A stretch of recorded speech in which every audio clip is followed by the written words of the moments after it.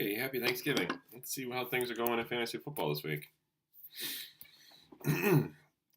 Boy, the Spartans really stomped our stuff last week in the matchups of the week, right?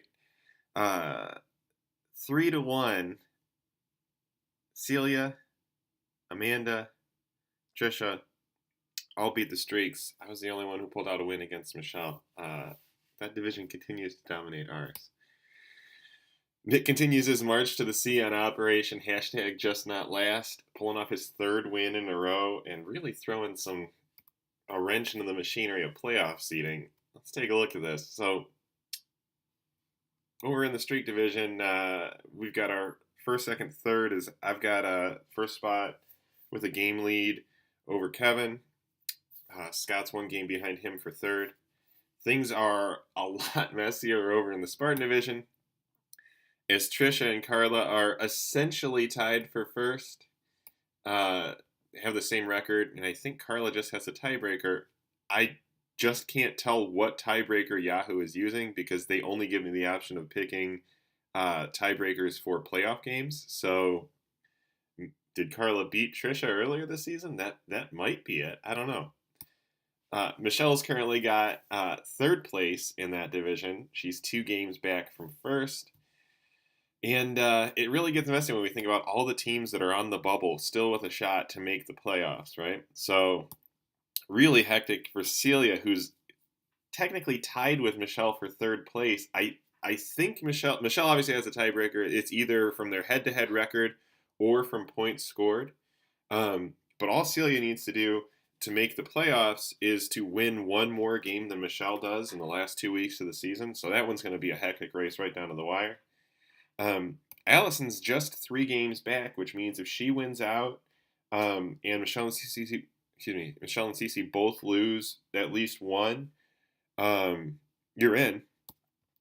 Miriam's 4 games back, which means that you need to win out by a lot, as Michelle and Cece lose out and Allison loses at least one. But hope is still alive, right?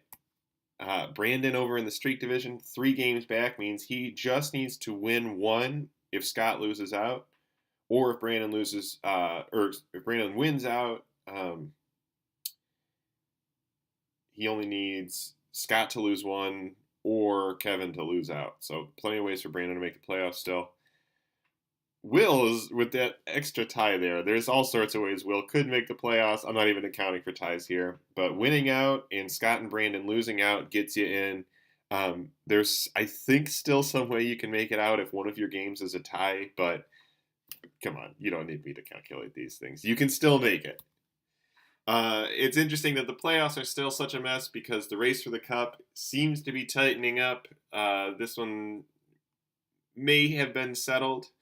Madison's bringing up the rear. Cleveland has passed them for 6th place.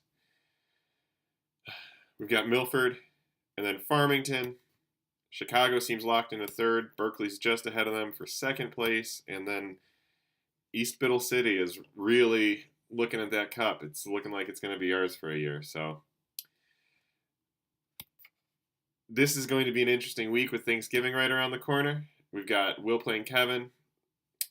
Scott plays Matt as they meet at his house for a little Thanksgiving brunch. Same thing with Michelle and Amanda. Amanda is being kind enough to host us, and we are going to be really obnoxious and playing fantasy football. Allison and Marion meet in a game where both of these people are on the bubble, so both of you need a win. Seizing Carla, Trisha, and Gartho.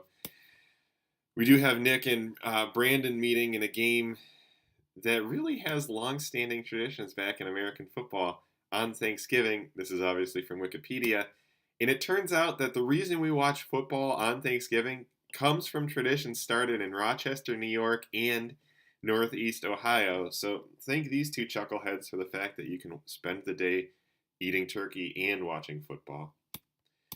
As I said, Matt and Amanda are hosting our neck of the family this Thursday before we all go eat turkey everywhere. So Matt's matching up against Scott, and Amanda takes on Michelle. It should be a good game and also a good breakfast. Thanks for having us.